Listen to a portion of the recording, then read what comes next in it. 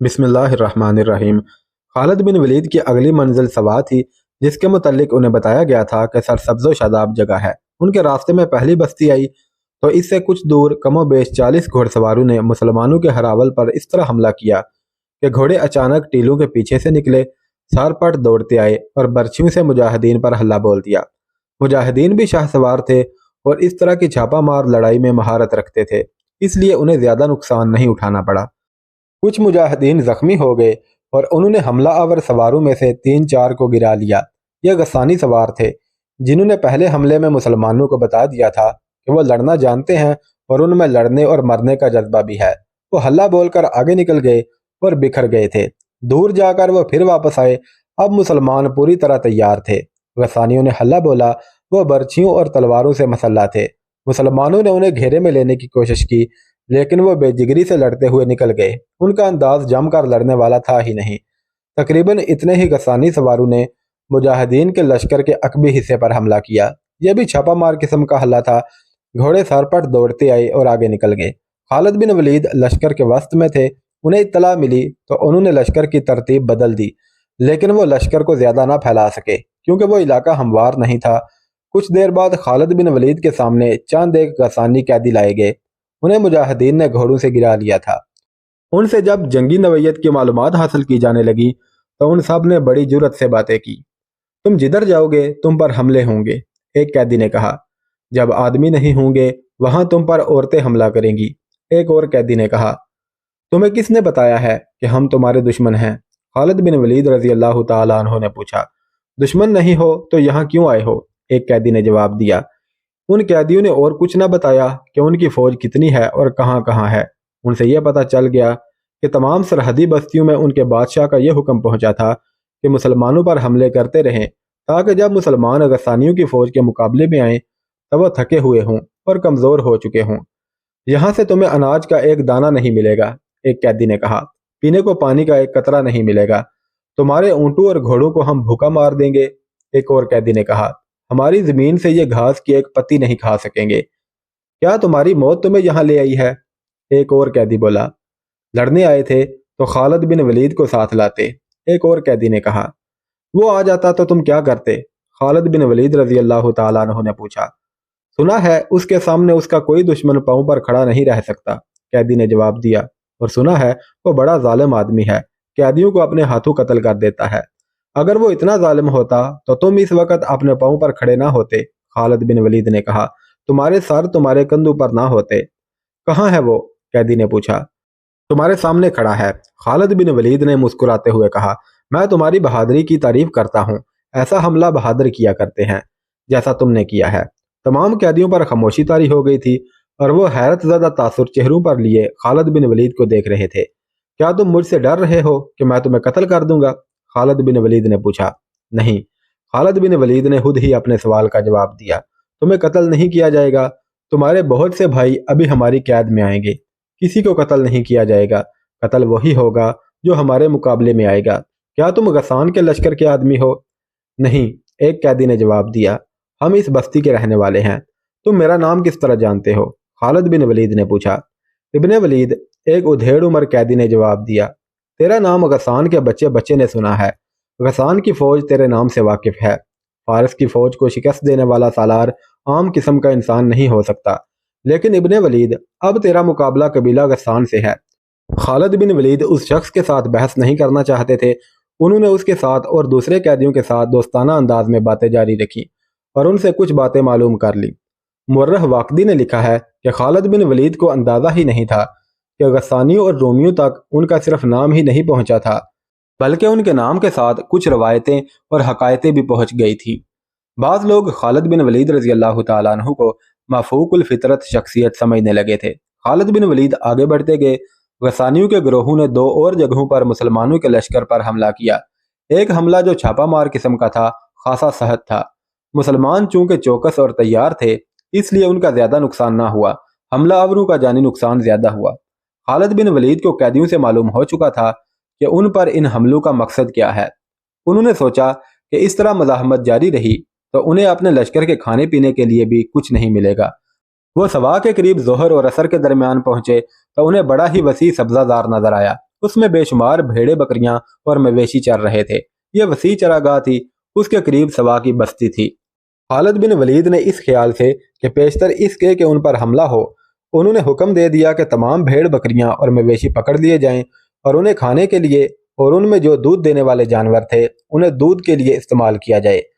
मुजाहिदीन उन जानवरों को पकड़ने लगे तो बस्ती वालों ने मुसलमानों पर हमला कर दिया। गसानियों के घोड़े अच्छे थे और उनके हथियार भी अच्छे थे, लेकिन मुसलमानों के आगे ज्यादा देर ना ठहर सके। खालिद बिन वलीद रजी अल्लाह तआला अन्हु ने चरागाह पर कब्जा कर लिया। जब बस्ती में गए तो वहां लड़ने वाला एक भी आदमी नहीं था। वह बूढ़े थे, औरतें थी और बच्चे थे। मुसलमानों को देखकर वो भागने लगे। औरतें अपने बच्चों को उठाए छुप गईं या भाग उठीं। खालिद बिन वलीद रजी अल्लाह तआला अन्हु के हुक्म से उन सब को रोक कर कहा गया कि उनके खिलाफ कोई कार्रवाई नहीं की जाएगी। अगर बस्ती से मुसलमान लश्कर के खिलाफ कोई कार्रवाई हुई तो बस्ती को उजाड़ दिया जाएगा। मुखबरू ने खालिद बिन वलीद को इत्तला दी कि कुछ दूर आगे एक कला है जिसमें ईसाई फौज है और उसका सालार रोमी है। यह इत्तला भी मिली कि सवा के भागे हुए गस्सानी उस कले में चले गए हैं। उस कले का नाम अरक था। सूरज गुरूब हो चुका था। शाम गहरी हो गई। कले के दरवाजे सूरज गुरूब होते ही बंद हो गए थे। उसके बाद कले के संतरियों को, जो दीवार पर टहल रहे थे, घोड़ों के टाप सुनाई दिए। संतरियों ने खबरदार होशियार की सदाएं लगानी शुरू कर दी। कमानदार दीवार पर गए और नीचे देखा। बहुत से घोड़े दौड़े आ रहे थे। वो कले के बड़े दरवाजे पर आकर रुक गए। अभी और घोड़े और ऊंट आ रहे थे। कौन हो तुम लोग? दरवाजे के ऊपर एक बुर्ज से एक कमानदार ने पूछा। हम गस्सानी हैं, बाहर से एक सवार ने जवाब दिया। मुसलमानों का लश्कर आ रहा है। हमने सवा में उन्हें रोकने की कोशिश की थी, लेकिन हम उनके मुकाबले में जम ना सके। हम बस्ती में जाते तो मुसलमान हमें जिंदा न छोड़ते। क्या तुम पनाह लेने आए हो? पनाह भी लेंगे, एक गसानी सवार ने जवाब दिया, और मुसलमानों के खिलाफ लड़ेंगे भी। तुम्हें हमारी जरूरत होगी। रूमी सालार को बुलाया गया। उसने उन लोगों से अपनी तसल्ली के लिए कई सवाल किए और उनके लिए कले का दरवाज़ा खुलवा दिया। उन्होंने रूमी सालार को तफसील से बताया कि मुसलमानों की नफरी कितनी है और अब वो कहाँ हैं। अगली सुबह तलू हुई तो खालिद बिन वलीद का लश्कर कले तक पहुंच गया था और कले को मुहासरे में ले रहा था। ईसाई फौज जो कले में थी, कले की दीवारों पर चली गई और फौज का एक हिस्सा कले के बड़े दरवाजे से कुछ दूर खड़ा हो गया। उस हिस्से को ऐसी सूरत हाल के लिए तैयार रखा गया कि दरवाज़ा टूट जाए तो ये दस्ता हमलावरों को अंदर न आने दे और हुक्म मिलने पर बाहर जाकर मुसलमानों पर हमले करे। कले के बाहर ललकार और नारे गरज रहे थे। कला हमारे हवाले कर दो। खालिद बिन वलीद के हुक्म से राफे बिन उमैरा ने बुलंद आवाज से कहा, वरना हर गस्सानी कत्ल होने के लिए तैयार हो जाए।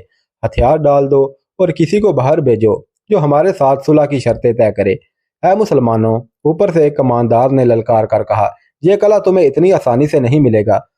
वाकदी लिखता है कि कला में एक ज़ईफुल उमर आलम था। उसने रूमी सालार को बुलाया। उस आलम की बड़ी कदर व मंजिलत थी और गसानी उसका हुक्म मानते और उसकी हर बात को बरहक तस्लीम करते थे। क्या इस फौज का परचम काले रंग का है? आलम ने पूछा।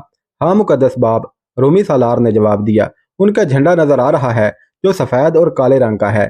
क्या ये फौज सहरा में से उस रास्ते से गुजर कर आई है जिस रास्ते से कभी कोई नहीं गुजरा? आलम ने पूछा। मुर्रख वाकदी, तिबरी और इब्ने यूसुफ ने लिखा है कि दो मुखबरों ने उस आलम को बताया कि मुसलमानों की फौज सहरा के उस हिस्से में से गुजर कर आई है जहां ऊंट भी नहीं जाते और जहां सांप भी जिंदा नहीं रह सकते। क्या इस फौज के सालार का कद ऊंचा है? मुअम्मर आलम ने पूछा। क्या उसका जिस्म घटा हुआ है और उसके कंधे चौड़े हैं?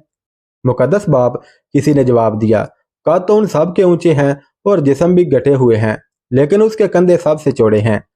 क्या उसकी दाढ़ी ज्यादा घनी है और क्या उसके चेहरे पर कहीं कहीं चीचक के गहरे दाग हैं?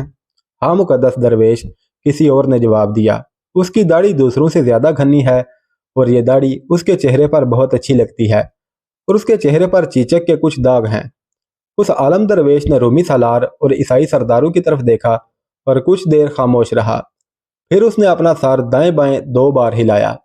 ये वही शख्स है जिसका मुकाबला करने की हिम्मत तुम में से किसी में भी नहीं, उसने कहा।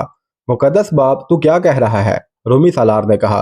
वो तो हमारा कैदी होगा जिससे तू हमें डरा रहा है। क्या तूने उनका अंजाम नहीं देखा जिन्होंने उसका मुकाबला किया था? आलम ने कहा।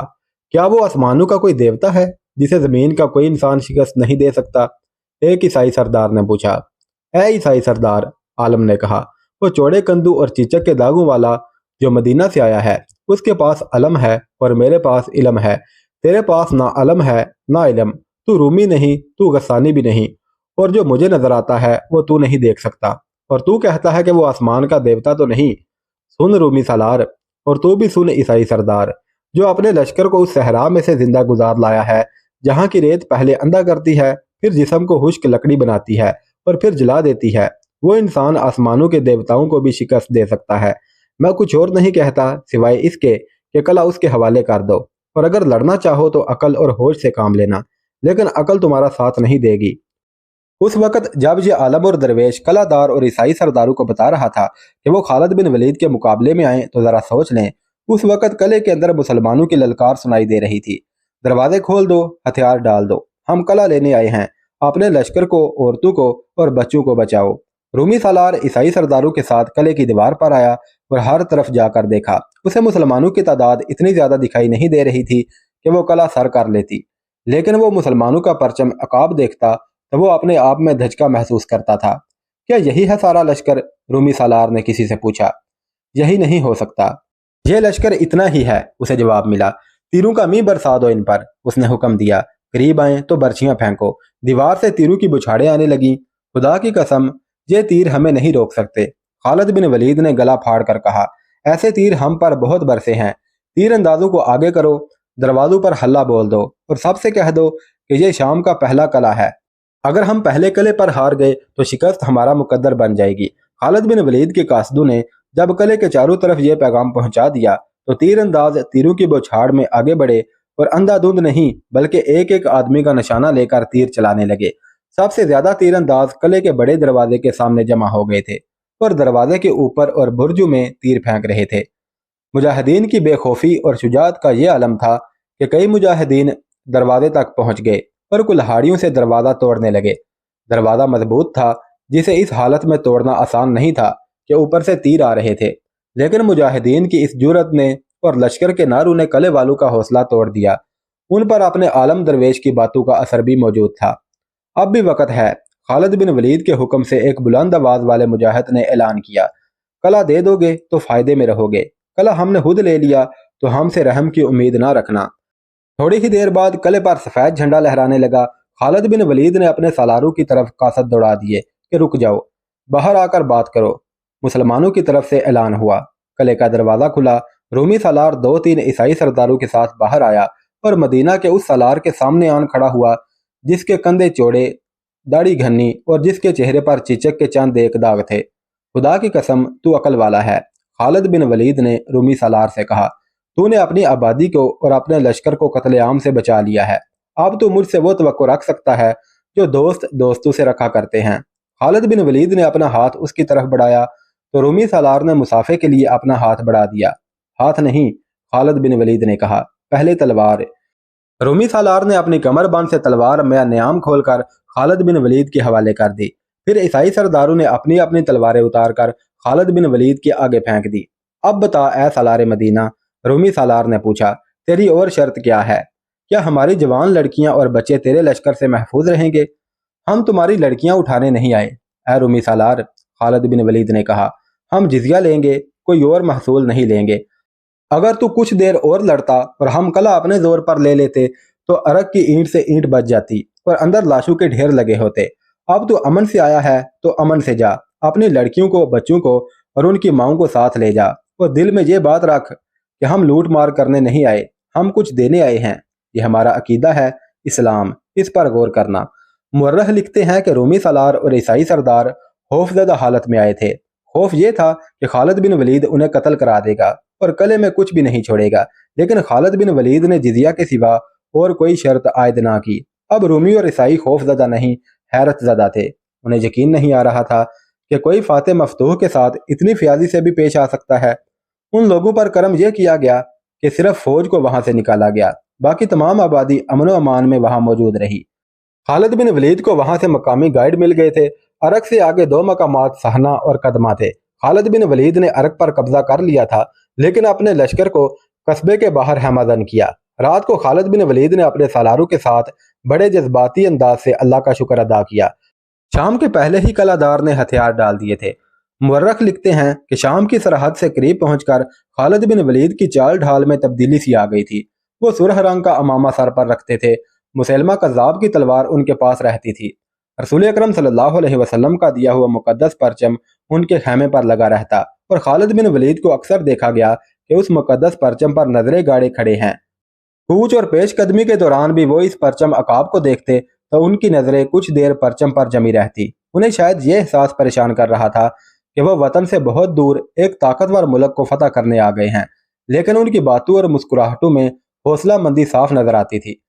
रात को खालिद बिन वलीद ने अपने सालारों को बुलाया। बेशक अल्लाह गफूर रहीम है, खालिद बिन वलीद ने कहा। फतह और शिकस्त उसी के हाथ में है। हम लड़ते हैं तो अल्लाह के नाम पर लड़ते हैं, जाने देंगे तो उसी के नाम पर देंगे। मेरे दोस्तों, कैसे शुक्र बजा लाओगे रब्बे करीम का, जिसने तुम्हारे नाम का खौफ तुम्हारे कदम यहाँ पड़ने से पहले ही दुश्मनाने इस्लाम के दिलों पर तारी कर दिया था। कैसे एहसान चुकाओगे अपने अल्लाह का, जिसने पहला ही कला किसी जानी नुकसान के बगैर तुम्हारी झोली में डाल दिया है। तकब्बुर ना करना और ये ना भूलना कि हमारे साथ वो परचम है जो रसूलुल्लाह सल्लल्लाहु अलैहि वसल्लम अपने साथ रखा करते थे। ये परचम नहीं, ये हमारे रसूलुल्लाह सल्लल्लाहु अलैहि वसल्लम की रूह मुकद्दस है जो हमारे साथ है। तुमने सब्र और तहम्मुल की, जुरत और शुजाअत की जो रवायत कायम की है, ये हमारी आने वाली नस्लों को रास्ता दिखाने वाली रोशनी का काम देगी। हमें अभी और रवायात कायम करनी हैं और यही रवायात इस्लाम को जिंदा रखेंगी। ऐसी कुछ और बातें करके खालिद बिन वलीद अपनी अगली पेशकदमी के मुतल्लिक अहकामात देने लगे। उन्होंने दो दस्तों के सलारों से कहा कि वो अगले दो मकामात पर कब्जे के लिए जाएंगे। एक को सहना और दूसरे को कदमा जाना था। खालिद बिन वलीद ने उन्हें कहा कि उन्हें एक एक दस्ते से उन दोनों बस्तियों को लेना है। जासूसों की इत्तला के मुताबिक ये दोनों बस्तियां छोटे छोटे कलों या कलानुमा हवेलियों का मजमुआ थी। अरक की फतह दोनों बस्तियों की फतह को मुश्किल बना चुकी होगी। खालिद बिन वलीद ने सलारों से कहा, अरक के शिकस्त हुर्दा आदमी वहां पहुंच चुके होंगे। ईसाई और रोमी अरक की शिकस्त का इंतकाम जरूर लेंगे। तुम्हें बड़े सहत मुकाबले का सामना होगा, पिस्पा ना होना। मैं कमक तैयार रखूंगा। अल्लाह ने हमें ये अड्डा दे दिया है। मैं तुम्हारी मदद को पहुंचूंगा। अल्लाह तुम्हारे साथ है। खालिद बिन वलीद ने सलार अबू अबैदा के नाम एक पैगाम लिखवाया और एक कासद को देकर कहा कि फजर की नमाज के फौरन बाद वो रवाना हो जाएगा और यह पैगाम अबू अबैदा बिन जर्राह को दे आए। अबू अबैदा उन 28,000 मुजाहिदीन के एक हिस्से के सालार थे जो अमीरुल मोमिनीन अबू बकर सिद्दीक रजी अल्लाह तआला अन्हु ने मदीना से तैयार करा के शाम की फतह के लिए रवाना किया था।